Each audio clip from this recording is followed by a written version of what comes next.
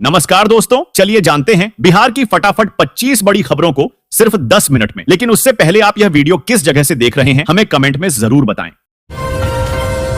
बिहार के लोगों को मिलेगा रोजगार, यहां बनेगा प्रधानमंत्री एकता मॉल, सभी राज्यों का दिखेगा उत्पाद। दोस्तों, पटना के अटल पथ पर प्रधानमंत्री एकता मॉल बनेगा। प्रधानमंत्री एकता मॉल के निर्माण और भूखंड के विषय पर राज्य के विकास आयुक्त की अध्यक्षता में बैठक हो चुकी है। शनिवार को होटल मौर्या में होने वाली पटना नगर निगम की बोर्ड की बैठक में पाटलिपुत्र पानी टंकी के पास स्थित भूमि हस्तांतरण करने के फैसले पर अंतिम मुहर लग सकती है। मुजफ्फरपुर में यहां बनेगा नया 4 लेन आरओबी, समस्तीपुर पटना जाना होगा आसान। 248 करोड़ लागत के रामदयालु आरओबी के डिजाइन में बदलाव किया गया है। अब यह 2 लेयर में बनेगा। शहर की ओर से आरओबी पर चढ़ने के बाद एक छोर समस्तीपुर वाले एनएच पर जाएगा, दूसरा छोर बिखनूपरा और तीसरा छोर पटना रूट में जाएगा। इस परियोजना पर 2 अरब 48 करोड़ रुपए खर्च किए जाएंगे। राज्य कैबिनेट की बैठक में इस आरओबी के निर्माण की प्रशासनिक स्वीकृति मिल गई है।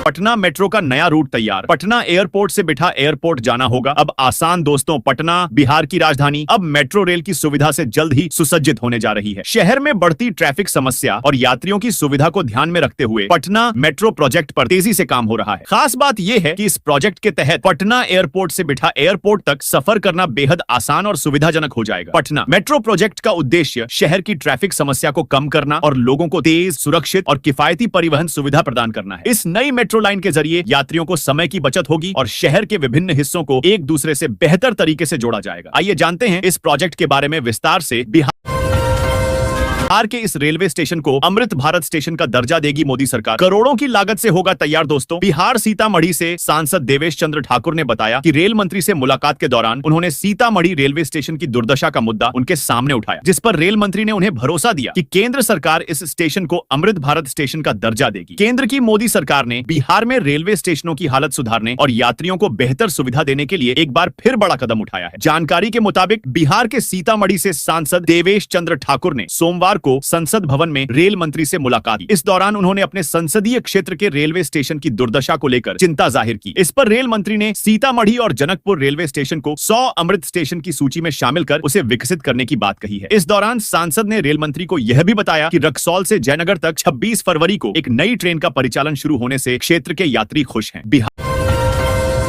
में बदल गया डीएल बनाने का नियम, मार्च से हो जाएगा लागू। अब लगेंगे ये दस्तावेज। दोस्तों, बिहार में ड्राइविंग लाइसेंस बनवाने का नियम बदल गया है। अब आपको ड्राइविंग लाइसेंस बनवाने के लिए और कठिन टेस्ट से गुजरना होगा। भागलपुर, पटना, औरंगाबाद समेत सभी जिलों में मार्च से नया नियम लागू हो जाएगा। परिवहन विभाग ने कहा है कि दुर्घटना को रोकने के लिए नियम को कड़ा करना बहुत जरूरी था। अब फुल ट्रेंड लोगों को ही बाइक, कार और बस चलाने की अनुमति होगी।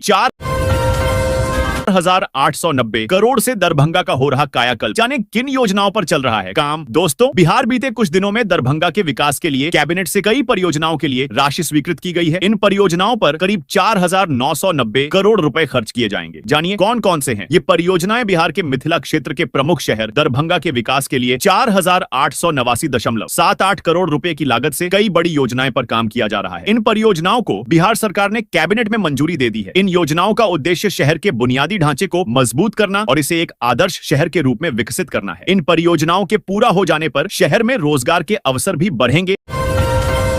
प्रगति यात्रा के तहत आज जमुई आएंगे। सरकार 890 करोड़ की योजनाओं की देंगे सौगात। दोस्तों, प्रगति यात्रा के दौरान मुख्यमंत्री नीतीश कुमार 76 करोड़ 40 लाख रुपए की लागत से निर्मित कुल 58 योजनाओं का उद्घाटन करेंगे। प्रगति यात्रा के क्रम में मुख्यमंत्री नीतीश कुमार आज जमुई आ रहे हैं। सुबह 11 बजे मुख्यमंत्री का हेलीकॉप्टर गरही पंचायत के ढाबा टांड में लैंड करेगा। इसके बाद सीएम सबसे पहले गरही में जन कल्याणकारी योजनाओं का निरीक्षण करेंगे। इसके उपरांत मुख्यमंत्री जमुई सदर प्रखंड के सोनपै जाएंगे, जहां महिला थाना का उद्घाटन करेंगे। विभिन्न विभाग के लगाए गए स्टॉलों का निरीक्षण करेंगे। इस दौरान मुख्यमंत्री राजकीय महिला डिग्री कॉलेज, खेल मैदान, जल जीवन हरियाली अभियान के तहत निर्मित तालाब, संयुक्त श्रम भवन तथा सिकेरिया क्षेत्र अंतर्गत मॉडल आंगनबाड़ी केंद्र का उद्घाटन एवं निरीक्षण करेंगे। इसके बाद मुख्यमंत्री समाहरणालय पहुंचेंगे, जहां संवाद कक्ष में जिले के तमाम अधिकारियों के साथ समीक्षा बैठक करेंगे। इस दौरान मुख्यमंत्री 890 करोड़ की योजनाओं का शिलान्यास एवं उद्घाटन भी करेंगे।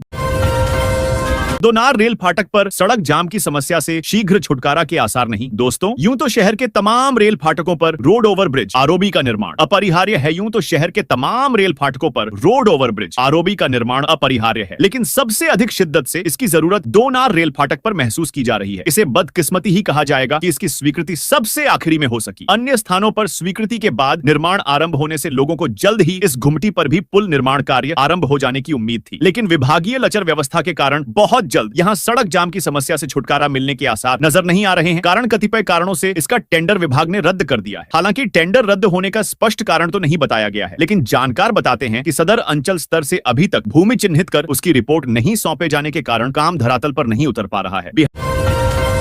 बिहार शरीफ में फ्लाईओवर के निर्माण में क्यों हो रही देरी, सामने आई वजह, 30 लोगों को भेजा गया नोटिस। दोस्तों, बिहार शरीफ में बनने वाले फ्लाईओवर के निर्माण में देरी हो रही है। शुरुआती समय सीमा जुलाई 2024 थी, लेकिन अब इसे मार्च 2025 तक बढ़ा दिया गया है। धीमी गति से काम होने, अतिक्रमण और विवादों के कारण निर्माण कार्य प्रभावित हो रहा है। स्मार्ट सिटी प्रोजेक्ट के तहत बनने वाले इस फ्लाईओवर की लंबाई करीब 1.5 किलोमीटर और चौड़ाई 8.9 मीटर है। एक्सीडेंट को रोकने के लिए मार्क किए गए 40 ब्लैक स्पॉट, अवैध कट को बंद करने के निर्देश।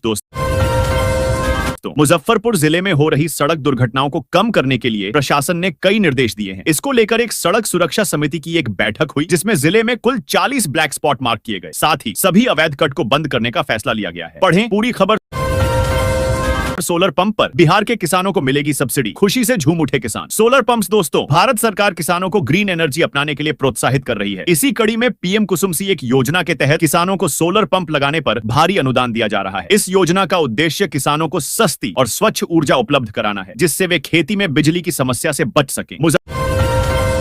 मुजफ्फरपुर से अचानक गायब हुई 3 लड़कियों को दिल्ली से बरामद किया गया है। लड़कियों के परिजन उन्हें वापस लाने के लिए दिल्ली के लिए रवाना हो चुके हैं। बिहार के मुजफ्फरपुर से अचानक गायब हुई 3 लड़कियों को दिल्ली से बरामद किया गया है। लड़कियों के परिजन उन्हें वापस लाने के लिए दिल्ली के लिए रवाना हो चुके हैं। मिली जानकारी के अनुसार शहर के सिकंदरपुर और मोतीझील की एक युवती और 2 किशोरियां शनिवार शाम से अचानक गायब हो गई थी। पुलिस ने उनके दिल्ली जाने का पता लगाया और रेल पुलिस को सूचित किया। बिहार में अब चटपट होगा नक्शा पास, इंजीनियरों के लिए तय हुआ 30 दिनों का डेडलाइन। दोस्तों, बिहार नगर आयुक्त ने बताया कि नक्शे की स्वीकृति देने में लापरवाही बरतने वाले इंजीनियरों से शो कॉज भी मांगा गया है। नगर आयुक्त ने कहा कि मेरे स्तर से रोजाना इसकी समीक्षा सभी इंजीनियर व संबंधित शाखा के कर्मियों के साथ की जाती है। मुजफ्फरपुर नगर निगम व आयोजना क्षेत्र में बनने वाले आवासीय एवं कॉमर्शियल भवनों के नक्शे की स्वीकृति में तेजी दिखने लगी है। लोगों की परेशानी को देखते हुए नगर आयुक्त विक्रम विरकर ने 1 महीने में अभियान चला 100 लंबित नक्शे की स्वीकृति दी है। आगे लंबित नक्शे की स्वीकृति के लिए 30 दिनों का डेडलाइन तय किया गया है। इसके लिए इंजीनियरों को बिना कोई लापरवाही बरते तेजी से जांच पड़ताल करते हुए लंबित के साथ आवेदन होने वाले नए नक्शे की स्वीकृति देने का आदेश दिया है। इसके बाद भी अगर कोई शिकायत मिलती है तब सीधे इंजीनियरों के ऊपर कार्रवाई होगी। बिहार के गोपालगंज में कुख्यात मनीष यादव का एनकाउंटर, पुलिस पर गोली चलाई तो एसटीएफ ने ढेर किया। दोस्तों, बिहार पुलिस ने गोपालगंज में कुख्यात इनामी अपराधी मनीष यादव को एनकाउंटर में ढेर कर दिया है। एसटीएफ के एक जवान को भी अपराधी की गोली लगी है। बिहार में एक और अपराधी एनकाउंटर में ढेर हुआ है। गोपालगंज में पुलिस और कुख्यात अपराधी मनीष यादव के बीच मुठभेड़ हुई, जिसमें कुख्यात मनीष यादव को पुलिस ने मौत के घाट उतार दिया। गोपालगंज के गोपालपुर थाना अंतर्गत रामपुर खुर्द गांव में नहर के पास यह एनकाउंटर किया गया है। कुख्यात मनीष यादव पर 50,000 रुपए का इनाम घोषित था। कई आपराधिक मामले उस पर दर्ज थे और वो फरार चल रहा था। इस मुठभेड़ में एसटीएफ का एक जवान भी जख्मी है, जिसका इलाज अस्पताल में कराया जा रहा है। जिले भर में बिजली विभाग 8 फरवरी को लगाएगा कैंप, बिल से जुड़ी समस्याओं का होगा समाधान। जाने डिटेल दोस्तों। यदि आपका बिजली बिल उम्मीद से ज्यादा आ गया है या उसमें कोई गड़बड़ी है तो बिजली विभाग की ओर से 8 फरवरी को जिले के सभी प्रखंडों में कैंप का आयोजन किया जा रहा है। इसमें पहुंचकर आप सुधार करा सकते हैं। यदि आपका बिजली बिल उम्मीद से अधिक आ गया है या आपको लगता है कि बिल में किसी भी तरह की गड़बड़ी हुई है तो तैयार हो जाइए। बिजली विभाग की ओर से 8 फरवरी को जिले के सभी प्रखंडों में कैंप का आयोजन किया जा रहा है, जहां बिजली बिल में गड़बड़ी को सुधारा जाएगा। इसको लेकर विभाग के गोपालगंज सब डिवीजन के काशी विश्वनाथ की तर्ज पर बाबा हरिहरनाथ कॉरिडोर का होगा निर्माण। यात्रियों को मिलेंगी ये सुविधाएं। दोस्तों, बिहार काशी विश्वनाथ मंदिर की तर्ज पर ही पटना के सोनपुर स्थित बाबा हरिहरनाथ मंदिर क्षेत्र का विकास होगा। राज्य के सीएम नीतीश कुमार ने प्रगति यात्रा के दौरान यह घोषणा की थी। हरिहरनाथ मंदिर के पास हर साल मेले का आयोजन होता है, जिसमें देश विदेश से लाखों की संख्या में पर्यटक यहाँ आते हैं। हरिहर क्षेत्र का समग्र विकास होने से पर्यटकों को ज्यादा से ज्यादा सुविधाएं मिल सकेंगी।